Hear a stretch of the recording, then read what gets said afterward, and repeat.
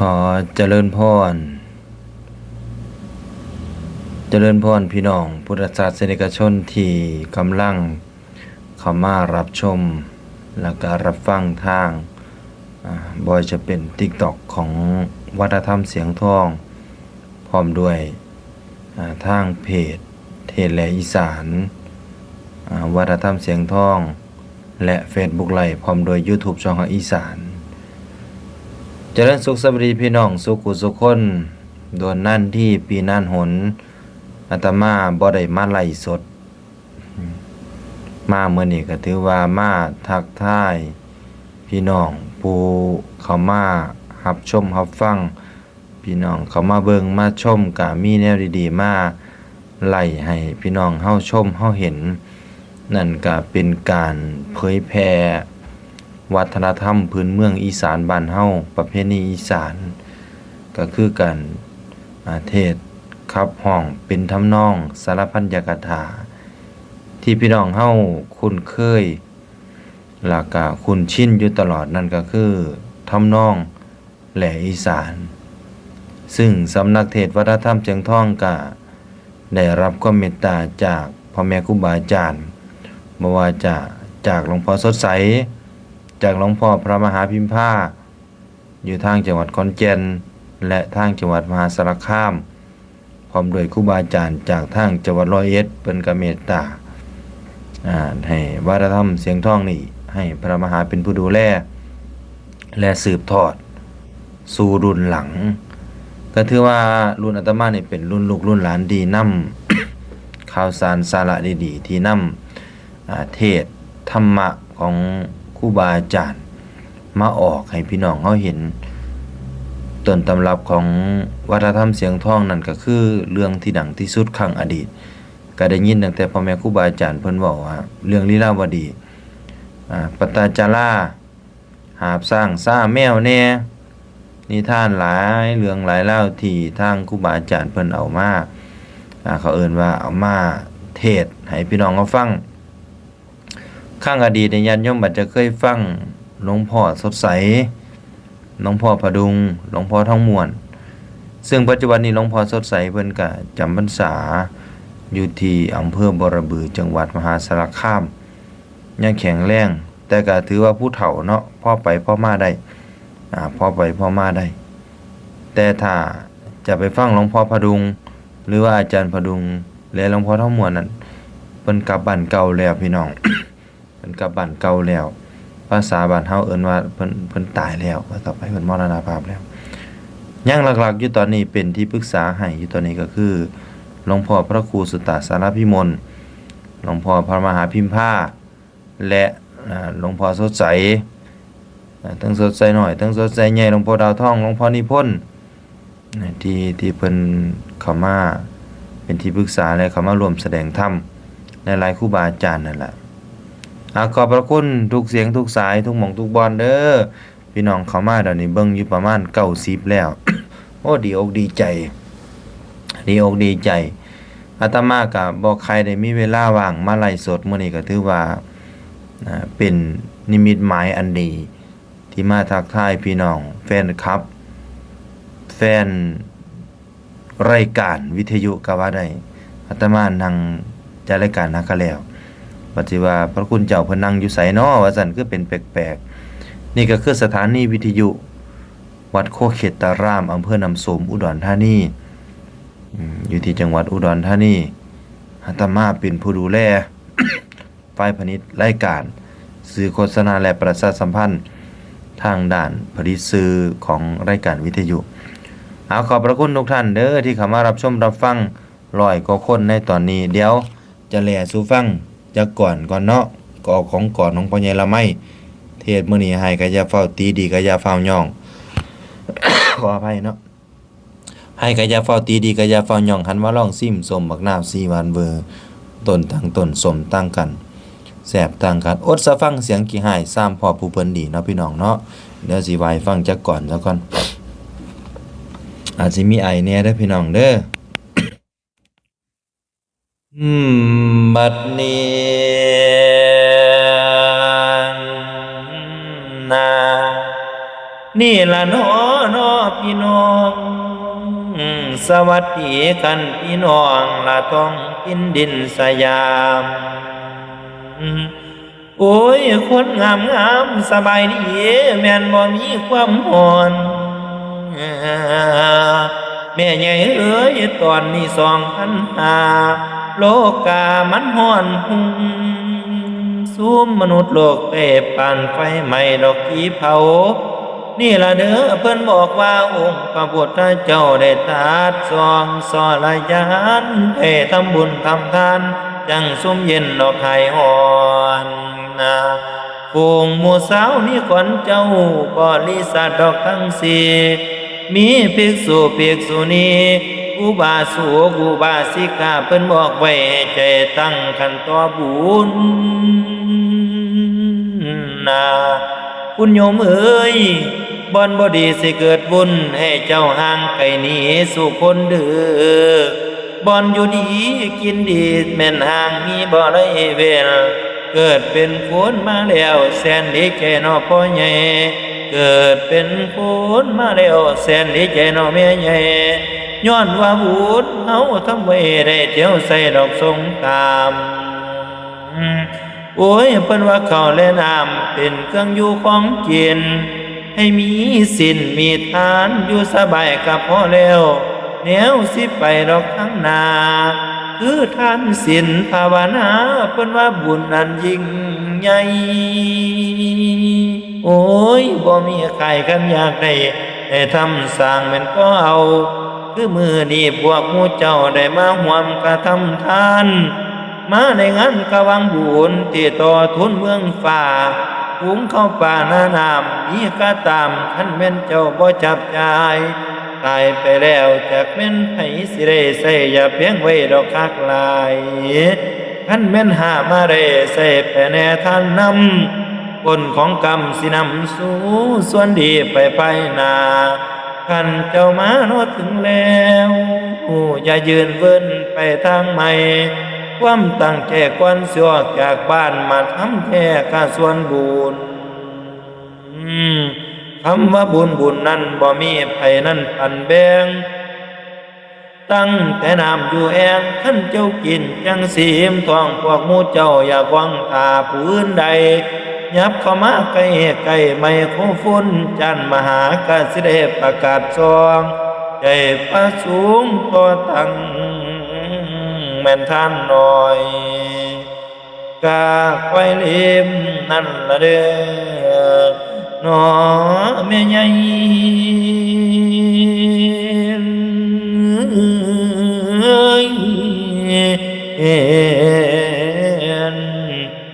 นอ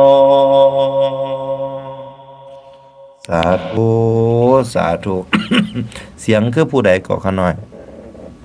เสียงคือกันกับหลวงพ่อสมจิตเนาะโอ้หลวงพ่อสมจิตหลวงพ่อบุญมีบ่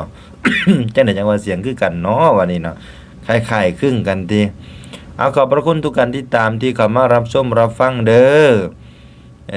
พี่น้องเฮาผู้อยู่ทางใดแน่เนาะช่วงนี้ก็ถือว่าเป็นครั้งแรกได้ที่มาไลฟ์สดนะครับถือว่าเป็นครั้งแรกที่มาไลฟ์สด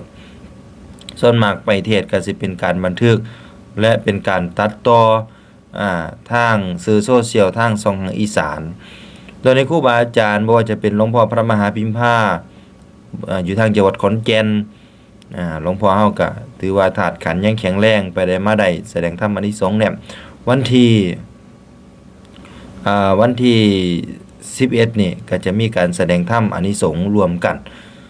กับพ่อแม่ครูบาอาจารย์อยู่ที่ทางบ้านอำเภอน้ำพองจังหวัดขอนแก่นวันที่11ซึ่งที่ทางก็ผมอาจจะบ่เห็นเนาะมันสายตาสั่นแต่ว่าใส่แว่นตามันโตน้อยเพิ่นคอมเมนต์เข้ามาว่าเสียงคือกันกับหลวงพ่อสมจิตนี่ตะกี้ตะกอนนี่เพิ่นอยู่คณะจันแจ้งแสงธรรมซึ่งแสดงธรรมกับหลวงพ่อ ดวงจันทร์และท่านพระอาจารย์มหานิพนธ์มหาปัญโยปัจจุบันนี้อาจารย์มหานิพนธ์เพิ่นก็พูนไปอยู่ทางอำเภอคอนบุรีจังหวัดนครราชสีมา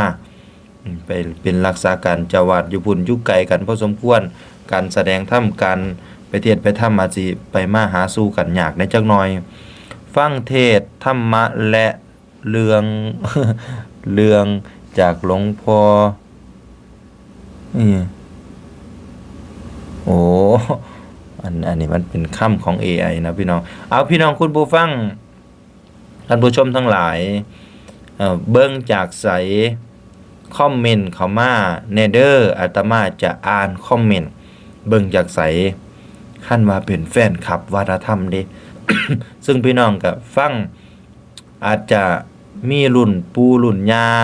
รุ่นพ่อใหญ่แม่ใหญ่รุ่นพ่อตู่แม่ตาหรือว่ารุ่นเดียวกันหรือว่ารุ่นน้องลงไปอีกเพิ่นก็จะฟังก็ดีเนาะซึ่งเป็นการรักษาประเพณีวัฒนธรรมอีสานบ้านเฮาในการเทศน์ส่วนในการเทศน์มีหลายแบบคือจังพ่อแม่ครูบาอาจารย์ยิ่งหลวงพ่อประมาพิมพาเพิ่นจะเน้นเลยล่ะการแสดงธรรมนี่ให้อยู่ในวาดของธรรมะคือหยังการแสดงธรรมสู่ผู้ฟังนี่เฮาจะเอาหยังไปเทศน์สู่เพิ่นฟังและหลักการเว้า หลักการบรรยายธรรมหลักการแสดงธรรมนี่เฮ็ดจังใดมันจังสิบ่ไปต้องใจเพิ่นจังสิบ่ผิดใจคนฟังเฮ็ดให้มันถูกใจคำว่าถูกใจในที่นี้ก็เอาหลักธรรมคำสั่งสอนของสมเด็จสัมมาสัมพุทธเจ้าซึ่งมาแปลเป็นภาษาอีสานเฮ็ดเป็นทำนองขับร้องสารพันยคาถาสารพันยะที่แต่เฮาฟังซุมื้อนี้คือการขับร้องเป็นแหล่อีสานก็มีหลายทำนองเด้บ่ว่าจะกาเต้นก้อนแน่บ่ว่าจะขอนแก่นสารคามอุบลจังซี่มันก็สิบ่คือกันซึ่ง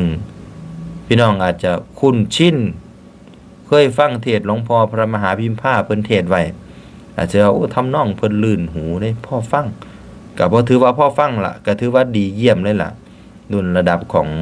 บรมครูเพิ่นเทศน์ไว้หลวงพ่อเฮาเพิ่นก็เคยเทศน์สอนลูกสอนหลานสอนลูกศิษย์ลูกหารุ่นหลังๆว่าวิธีการเทศน์นี่1ล่ะสมัยซุมื้อนี้มันเป็นสมัยเทคโนโลยีไปไสมาไสนี่สื่อโซเชียลมันไวต้องระมัดระวังในการแสดงอาการของกิริยาวาจาท่าทางเพิ่นว่าต้องให้สงบเสงี่ยมให้ตรงต่อของสมณะตรงต่อของเพศสมณะของตนเองในการเป็นอยู่อย่าไปย่านหมอลำได้ลื่นเพิ่นว่า หลวงพ่อเพิ่นว่าจังซี่เด้ผู้ใดเคยฟังคลิปอาตมาลงเพิ่นจะบอกว่าอย่าไป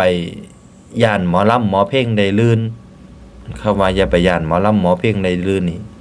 อย่าจะไปเฮ็ดคือเขาเพิ่นยังว่าซึ่งมื้อนี้เฮาเห็นอาการแปลกๆของพระเจ้าประสงค์เนาะอันนี้ก็คือเอาคำพ่อแม่ครูบาอาจารย์มาเว้าให้พี่น้องเฮาฟังเด้อขอบคุณและอนุโมทนาบุญสุขทุกคนติดตามรับชมรับฟังทางไหนแน่ซึ่งอาตมาจะนำสาระธรรมดีๆมาฝากตอนพี่น้องบ้านเฮาคือเก่านั่นล่ะเนาะดีอกดีใจถือว่าครั้งแรกแหกหมานได้มาพบพี่พบน้องพบอุบาสกอุบาสิกาผู้เล่น TikTok ในโลกสื่อโซเชียลสมัยใหม่อาตมาก็ถือว่าเกิดทันสมัยใหม่อยู่แต่ว่าอาจสิบ่ทันเข้าใจในการเล่นสื่อออนไลน์ปานใดแต่ว่าพยายามให้แอดมินเขาไล่เปิดกล้องไล่ให้ แล้วก็ตอบคอมเมนต์ให้แล้วก็ตัดต่อคลิปลงให้ผู้บางคนว่าผู้ข้าเห็นแต่แลอวยพร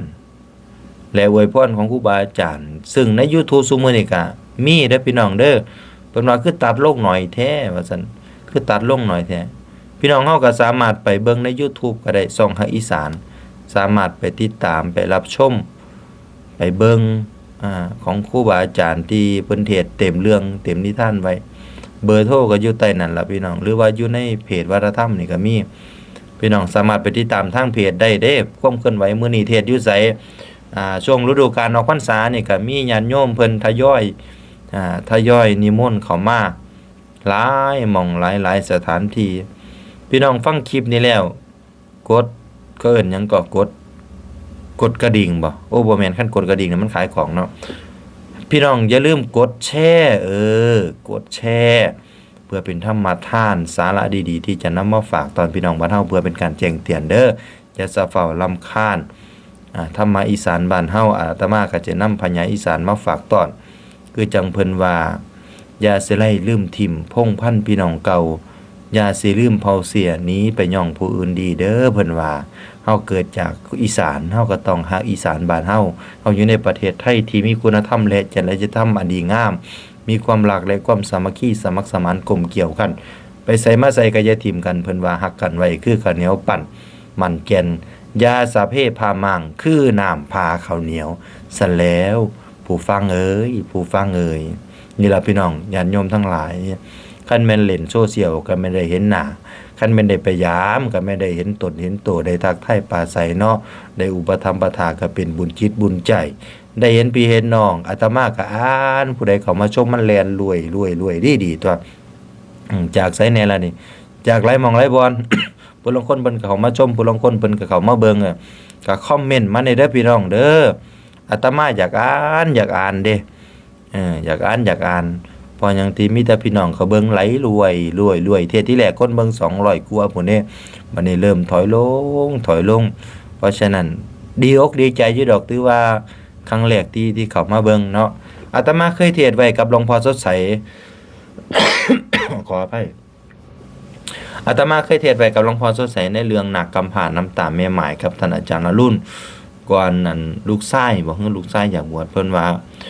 อย่างเมื่อนั้นสายเส้งกาน้ำตาคอไหลน้องจนหล่นออกเนตรน้วยนั่นแม่พี่น้องจำได้บ่จำอาตมาได้บ่มหาเกี่ยวผู้เก่าผู้เดิมเมื่อนั้นสายเสียงกาน้ำตาคอไหลน้องจนหล่นออกเนตรน้วยสวยแต่นอพี่น้องเอ้ยแย่แต่นอพี่น้องเอ้ยแทนใดพันดอกแตงพันมือกับยังดอกสำนั้นเดือนกับว่าเป็นเดือนปีกับคุ้มเป็นปีโลดผ่านไปตามกะยืมประโยชน์ยังบ่มีย้อนเมื่อคำบอนเป็นไฟหอนคำอุทธรแถลงการปรึกษาฟ้องเป็นทูตใหญ่แม่ใหญ่เอ้ยที่ละวาดสำบ่มีน้องหัวใจเกิดเป็นโลกกำพร้ามารดาไม่อังลักคำอันนี้เป็นบางช่วงบางตอนเป็นบางช่วงบางตอนในก่อนที่เราวัดอยากออกบวชในทางพระพุทธศาสนาเดี๋ยวมื้อหน้ามื้อหลังยังสิมาทักทายกับพี่น้องเด้อขอบพระคุณทุกการที่ตามขอบพระคุณที่ทุกคนเข้ามารับชมรับฟังอาตมาก็ดีอกดีใจปราบปลื้มปิติใจอย่างนี้ก็ย่ำไลฟ์สดก็อย่าลืมกดไลค์กดแชร์ให้กันให้ได้พี่น้องเด้ออำนวยอวยพรให้พี่น้องเฮามีแต่ความสุขความเจริญความเจ็บอย่าได้ความไข้อย่ามีขอให้มีแต่อายุวันนะสุขภาพปฏิภาณธนสารสมบัติร่ำรวยเงินทองเบิดหนี้เบิดสินสู่ขู่สู่คนเด้อโอกาสหน้าพ่อกันไหมเจริญพร